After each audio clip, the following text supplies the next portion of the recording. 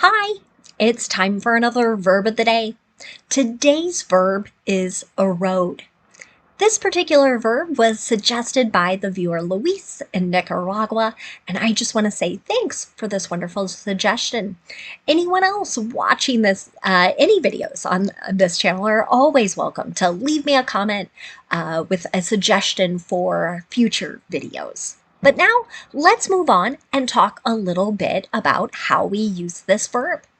The first way you might hear erode used can mean to gradually wear away soil, rock, or land through natural agents.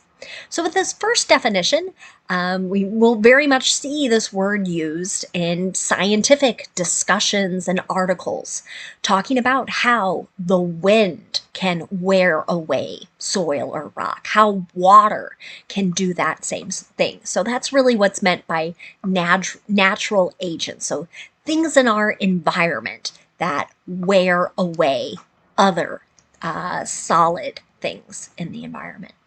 Now, a second way this verb gets used can mean to gradually destroy or be gradually destroyed. With this second definition, many times it gets used with intangible things, things you cannot see. So one common example that came to my mind as I was thinking about this verb was the idea of trust, right? This feeling of I know what another individual is telling me is true. If they tell me they're going to do something, I, again, might be confident they will follow through with it. But if that person starts to do and say things in a different way, maybe they don't honor the commitment they made, right? It gradually, or maybe very slowly, starts to destroy the trust I have. We'll see some more examples of this second definition a little bit later in the video, but that's what we're talking about, kind of that idea of something wearing away. A third way to use the verb erode connects to medicine. So we might hear about a particular disease gradually destroying some bodily tissue. The thing to note about all of these definitions, and hopefully it's jumping out to you a bit on the screen here, is that we've continued to use the adverb gradually. Gradually, right? So this meaning a very slow process. This is not a storm that passes through and knocks something over, right? This is a very slow process. Might take centuries, maybe thousands of years, or even millions. But for now, you should know that erode is a regular verb. To make the progressive form of this verb, I'm going to drop up the E on the end, and that's because our verb ends with a vowel consonant E pattern. So I drop the E, and then I add ing. That forms eroding. The past tense and the participle forms of this verb can be made by just adding D, since this verb already ends in an E. Now our base verb, erode, ends with a D sound. Ends with the letter E, but that E on the end is silent. So because our verb ends with a D sound, when I add the ED ending, I'm going to add an extra syllable to the word. So it should sound like this. Eroded, eroded. Okay? I hope you can hear that extra syllable with the word. But now we'll move on, and I'll share with you that there are no phrasal verbs that we need to study or discuss today. So instead, we can begin doing a little verb tense practice and review. Today, let's review the simple past tense and the present perfect progressive or present perfect continuous. We'll start with the simple past tense. We use this verb tense to talk about completed actions, specifically those actions that were completed at a known point in the past. So the nice thing about making sentences in the simple past tense is that our pattern stays the same no matter what our subject is. So you're going to see subject, and then in the affirmative, you'll see that ed form of our verb. Let's take a look at an example sentence. Muscular dystrophy eroded his ability to control his body. Okay. So this is tying back to that third definition of the verb, kind of connecting to a medical disease. And this might be a new one for you. You may need to kind of search to understand what it is, but it's destroying, in this case, someone's ability to move their body, control their limbs as well. So here maybe we're talking about someone who's no longer with us, right? So we're using the simple past tense and kind of describing perhaps the challenges that were faced as this person was dealing with this disease. Now let's talk about making sentences in the negative. To do this in the simple past tense, our pattern is going to be to start with our subject, use did not, but then use the base verb. Okay, so we're not using the ed form of the verb in the negative. Let's take a look at another example sentence.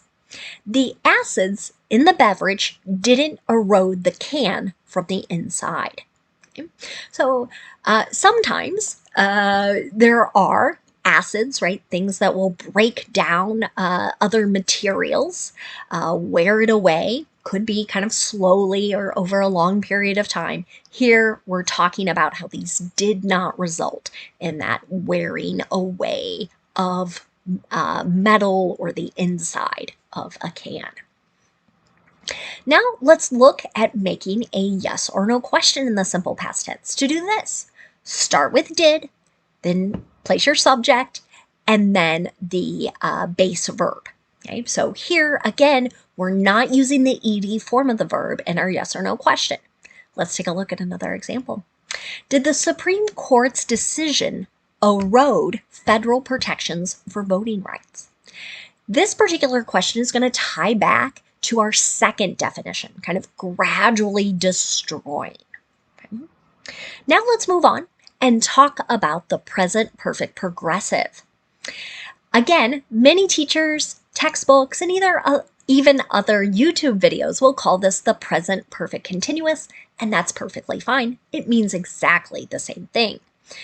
This particular verb tense is used to talk about an action that started in the past, is continuing into the present, and it may even continue into the future. Many times we're using this verb tense to stress or get our listeners, our readers, to pay attention to how long this particular action has been ongoing. The reason I like calling this the present perfect progressive is I encourage my students to notice we have 3-letter P's in the name of this verb tense, and those 3 P's can help us remember we need 3 parts to make our verb. In this verb tense, we must pay attention to our subject. If our subject is I, you, we, or they, we're going to use have, then the participle been, B-E-E-N, and then the ing form of the verb. But if our subject is he, she, or it, we're going to use has been and the ing form of the verb. Let's take a look at an example. Cliffs in Northern California have been eroding faster than the ones in Southern California. Okay? So again, we're talking about wind, water, other things kind of wearing away. And maybe you've seen video footage or maybe read a newspaper article where they've talked about kind of these cliffs falling down because of this process of wearing away. I almost gave away our noun form of this word, which we'll talk a little bit about later. Now let's move on and talk about negative sentences in the present perfect progressive. To do this, again, I pay attention to my subject. I'm going to use have or has, then not, been, and the ing form the verb. You might hear people use the contraction form, so have not can become haven't, and has not can become hasn't. And again, then we follow that same pattern. An example of this, the disease hasn't been eroding her body. Okay, so here, maybe someone is suffering with a particular condition, but it's not destroying any tissue. Let's take a look at a yes or no question in the present perfect progressive. To do this, start with have or has, then you're going to have your subject, then the participle been, and then the ing form the verb. Here's my last example. Has the middle class been eroding for some time? This is a particular issue that I know is being discussed in many countries. So kind of, again, not the wealthiest people in a country, not the poorest, but those in the middle, right? Has that group been or is in the process of being destroyed, sort of being weakened or being made smaller? And the answer to that for many would be yes, it has been eroding or getting smaller. Now, let's move on and talk about some of those words that are related to our verb erode. And the first word we're going to discuss today is the noun form of this word. We pronounce the noun erosion. Erosion. This noun can have a few different meanings, kind of like our verb. So one way to use the noun is to talk about that process of natural agents destroying or negatively impacting other things in the environment, right? So it could be things like soil and rock, as an example. So an example of this might be, what are they doing to address soil erosion? This can be a really big problem for farmers, right? If all the good sand or all the good soil is being washed away. Another way to use the noun erosion is to talk about the gradual destruction of something. That goes back to our second definition of the verb, right? An example of this noun in a sentence might be, they want to discuss the erosion of public trust. Heard sentences like this coming from people who are running for office, even some current politicians, but talking about how many average citizens no longer trust, right? The trust has slowly over time been destroyed. Now, a third way to use the noun erosion ties back to our third definition of the verb, so the gradual destruction. And sometimes this gets used not only with tissue in our body, but also enamel on our teeth. So, an example of this. The dentist will talk about the erosion of your molars enamel. Kind of means that protective covering or coating on your teeth is slowly being destroyed. Hopefully the dentist will have some tips and advice about how to stop that process. I've got one more word for us to discuss today, and that's the adjective erosional. We might use this to talk about or describe something that is either caused or created by erosion. An example of this. The waves have created an erosional arch in that part of the beach. So we might know that the wind and the water has kind of worn away and created an arch-like shape. Thanks again to Luis for suggesting today's video, and thank you all for watching. Have a great day.